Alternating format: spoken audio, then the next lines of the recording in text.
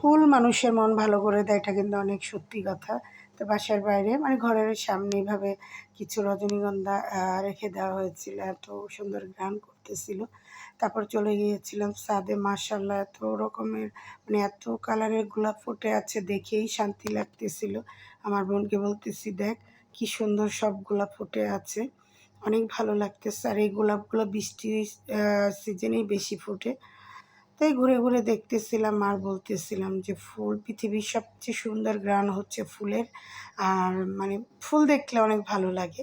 আর এই ফুলগুলো তোমরা তো সবাই চেনো, এগুলা হচ্ছে বৃষ্টির সিজনেই বেশি, 12 মাসই ফোটে।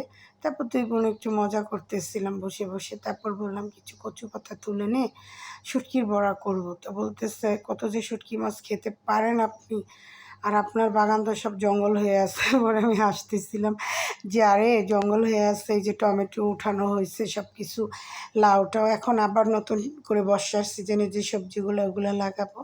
আর এটা হচ্ছে আমাদের এই বাড়ির চাচা, কেয়ারটেকার, সব কিছু দেখাশোনা করে, কথা বলতে পারে না। তারপর আল্লাহ তাআলা এদের একটা শক্তি দিয়ে দেয় মানুষকে বোঝানোর আর বোঝার।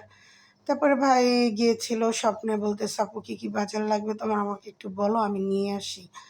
তো এই তো ভাই ছোট মানুষ, তারপরে মাশাআল্লাহ কি সুন্দর গুছায় গেছে, বাজার করতে পারে।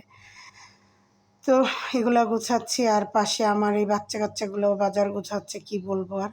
তো তোমরা সবাই ভালো থাকো, সুস্থ থাকো, সাবধানে থাকো। Thank you for watching.